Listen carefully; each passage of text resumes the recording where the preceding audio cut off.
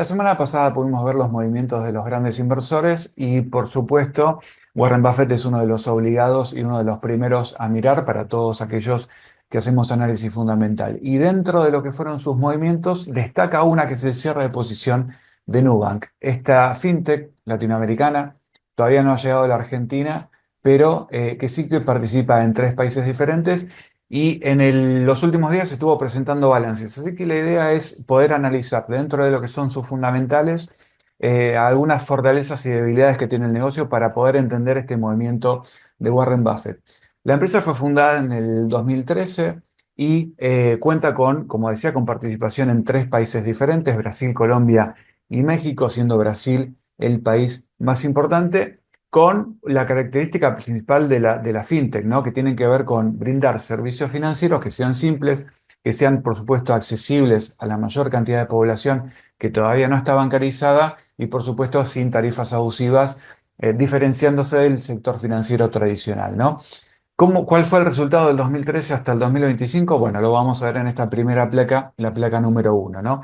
Hoy cuenta con 118 millones de clientes, de los cuales 99 millones de ellos son prácticamente activos diariamente. Es un ratio de clientes activos realmente muy alto, como vemos ahí en el 89% de participación. Como decía, opera en tres países diferentes, siendo Brasil el más importante.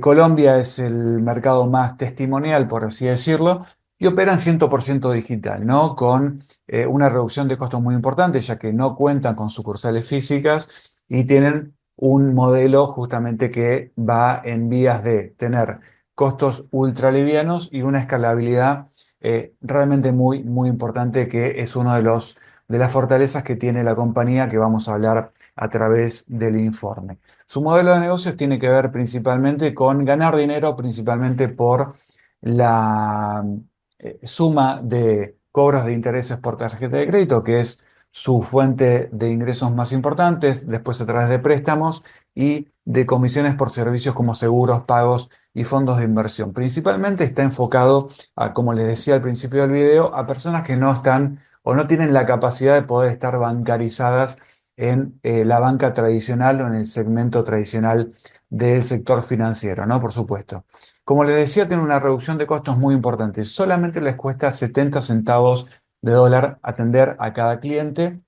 Asimismo, en promedio tiene un número de 11 dólares con 20 de ingresos por cada uno de los clientes, ¿no?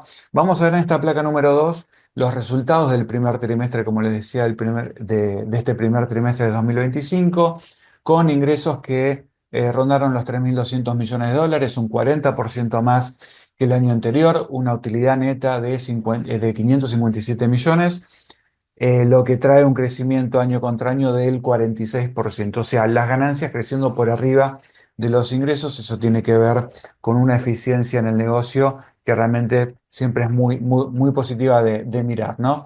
Los depósitos alcanzaron los 31.600 millones de dólares y la cartera de crédito subió a 24.100 millones, lo que tiene que ver con un crecimiento sano, balanceado y sostenido en el tiempo, que eso para el negocio y para el sector financiero siempre es muy importante. ¿Cuál es la calidad y la calidad crediticia y los riesgos que asume cuando nosotros invertimos en este tipo de negocios? Bueno, principalmente los riesgos que asumimos tienen que ver con la morosidad. La morosidad de un sector que, por supuesto, no está bancarizado, pero que cuenta con ingresos a veces que no son tan sustentables en el tiempo. Entonces, eso siempre, por supuesto, es la morosidad. El ratio de morosidad es un ratio muy importante a mirar. La morosidad temprana subió en el corto plazo al 4,7%. Ahí tenemos un llamado de atención. Un dato más positivo es la morosidad superior a los 90 días, que si bien es más alta, del 6,5%, bajó respecto del trimestre anterior. Eso termina siendo al final un dato positivo. La previsión en contra de pérdidas, por supuesto, fue aumentada. Esto quiere decir que el negocio, o por lo menos el management, está previendo una mayor cantidad de capital para combatir justamente esta morosidad. Así que en ese sentido es algo que siempre tenemos que ver en el sector financiero, que el management tenga esa, por lo menos esa expansión en cuanto a pérdidas o previsión de pérdidas, ¿no? La presión de márgenes está más en las operaciones de México y de Colombia, en donde el sector, o por lo menos el país más rentable en este caso, es el sector de Brasil, ¿no? Por supuesto, Brasil con la cantidad de clientes que tiene, termina siendo más rentable que, como les decía, negocios por ahí o países más testimoniales como el de México o el de Colombia, que vamos a hablar al final del video. Al final termina teniendo cierta cuestión positiva que lo vamos a mencionar al final. En cuanto a la fortaleza financiera, Nubank tiene un balance sólido, ¿sí? Con un exceso de capital.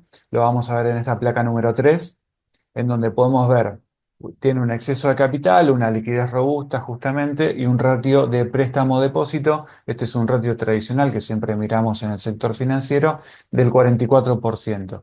Y lo que demuestra justamente, lo veíamos también en la placa número 2, es un ROE, un retorno sobre el patrimonio que viene escalando y que hoy por hoy se posiciona en un 27%, muy competitivo respecto de lo que son el sector más tradicional, ¿no? De la banca tradicional.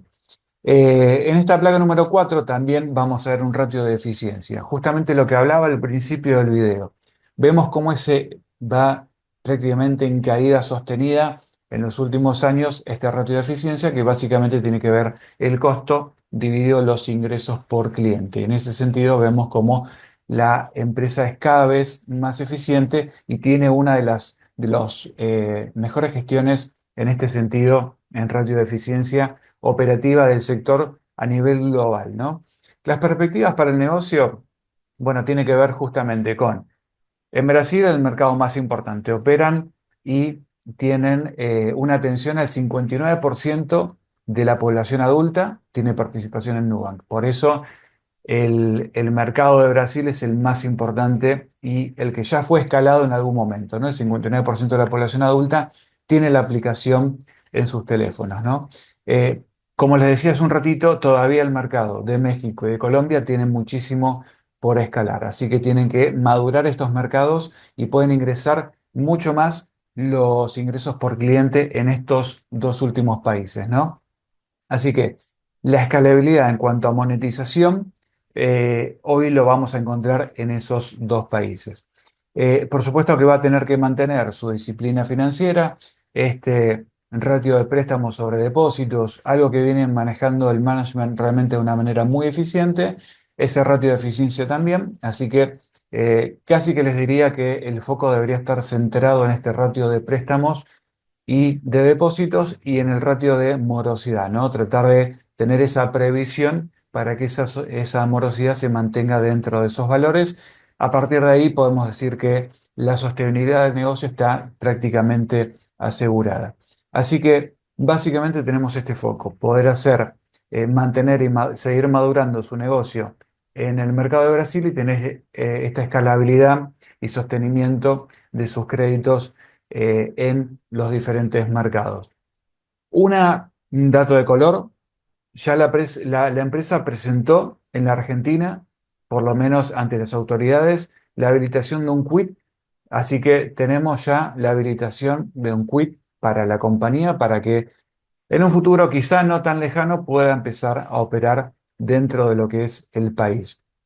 Otro dato de color también es el pedido de licencia como entidad bancaria tradicional en Brasil y también la adopción o por lo menos la incorporación de lo que fue el expresidente del Banco Central de Brasil a sus filas. Así que como parte del directorio de la compañía, ahí tenemos ya un cambio de óptica. Este pedido de licencia de banca tradicional en Brasil tiene que ver con una regulación que se aplicó en ese país y que tiene que ver con toda empresa que lleve la palabra bank o banco en su nombre va a tener que por lo menos brindar y tener licencia tradicional y si no, lo va a obligar a tener un cambio de marketing. En ese caso creo que la empresa optó por convertirse más en un banco tradicional y eso le va a poder permitir, si mantiene los niveles de costos bajos y seguir convirtiéndose en una empresa que pueda llegar a escalar en cuanto a los clientes que todavía no están monetizados, brindar nuevos servicios de la banca tradicional y eso va a ser muy positivo para la escalabilidad del negocio. Por supuesto que hay riesgos que tenemos que asumir y ahí tiene que ver con la competencia. Por ejemplo, como les decía, si llegara a la Argentina, por supuesto hay actores que ya están y tienen una cuota de mercado muy alta, como Ualá, como Cocos, como empresas como Mercado Libre o incluso en Tarjeta Naranja. Distintas compañías del sector fintech, que algunas son parte de la banca tradicional, como el caso de Naranja X, y que tienen ya su cuota de mercado en cuanto a no solamente tener cuentas remuneradas y aplicaciones realmente muy extendidas en la utilización de los clientes, sino también la oferta de tarjetas de crédito, préstamos y demás servicios que ya ofrece Nubank en estos países que les decía de Latinoamérica. La perspectiva del mercado, del consenso de los analistas para las acciones que cotizan en Wall Street, en este caso, son de $15 por acción. No es un valor demasiado alto a lo que está cotizando hoy. Al momento de grabar este video está cotizando alrededor de los $13. Yo creo que esto es una opinión personal. El mercado está esperando justamente esa escalabilidad en los mercados nuevos en los que participa, va a querer ir viendo trimestre a trimestre cómo se va sumando gente y va ganando cuota de mercado y eso va a ser muy relevante para el crecimiento del precio de sus acciones. Así que básicamente creemos que si eso se da, podemos ver una sostenibilidad en cuanto a lo que tiene que ver con el precio de sus acciones. Como cierre entonces y como conclusión, podemos ver que ha demostrado poder tener una escalabilidad muy importante, crecer muy rápido en los últimos 12 años y lo que podemos notar es la participación que va a tener que ser no solamente más grande en estos dos países, como decía, como México y como Colombia, sino también en otros países de la región. Si te gustó el video, puedes dar like a este espacio por Bolsar que va a estar publicado ahí en el canal de YouTube. Va a estar publicado también en mis redes sociales, como me encuentran como @finanzas con valor.